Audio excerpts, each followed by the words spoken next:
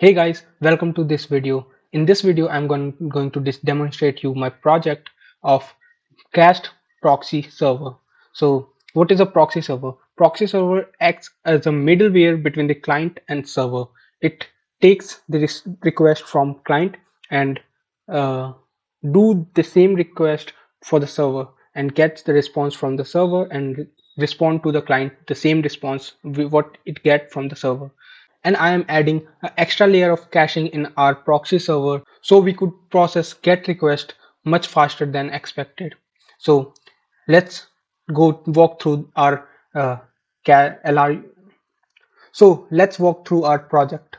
So I have created my project in Express.js and TypeScript. So this is server.ts file, which is some boilerplate code for starting a server. And in this server, I have created a router, which is a process API router, and this router is taking this router, which in which we have a post API, which is using this controller, and over here in this controller, I have taken a cache of size 3.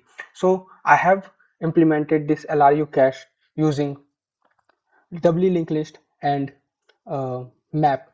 So this is LRU cache class, and we have uh, get and put methods. So I have implemented it using doubly linked list and map. So this is LRU cache method, and over here I have initiated a LRU cache object of size 3, and then we have this process API controller. In this controller we have request and response, and I have defined a request body type. So what we have in our body type, first of all we have URL and method which are required, and then we have header, body and session. These three are optional, and after that I'm checking that if request body dot method is get and it don't have any body or header. Why I'm checking about these two? Because if the request have some headers, although that request is get, but the response is going to be personalized for that particular cookie. So that's why I'm checking that we should not have any header. So if we don't have any header, then what I'm doing, I'm checking cache value for that URL. If cache value is present, then what I'm doing, I'm passing it to the JSON, and then I'm just responding that particular response.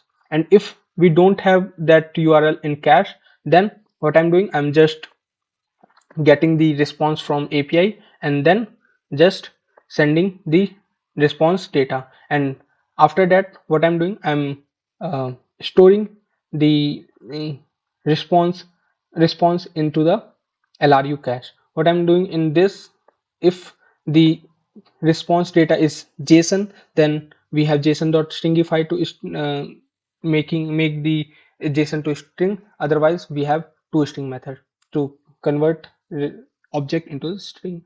So we just put the data into our LRU cache. After that, if the request is not a get request, and either if it is get but it have some header, then we come to this block, and here I'm just getting the response according to the method body and header, and after getting the request I'm just responding it back, and if some error, then I'm just responding with the error message. So this was the whole process API controller, and let's test our APIs.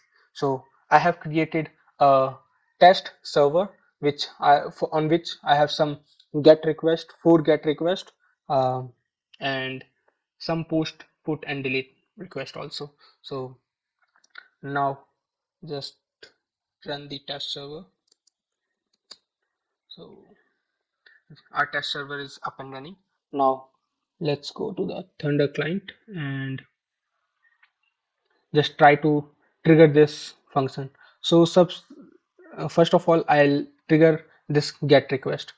So we could see that we got the request and this was not in cache, and note the time, we got 98 millisecond. But if I hit the same URL again, see the magic, we just got 5 millisecond, and this was because this was cached. And if I go to the other URL, then it was not cached earlier, but now it is cached.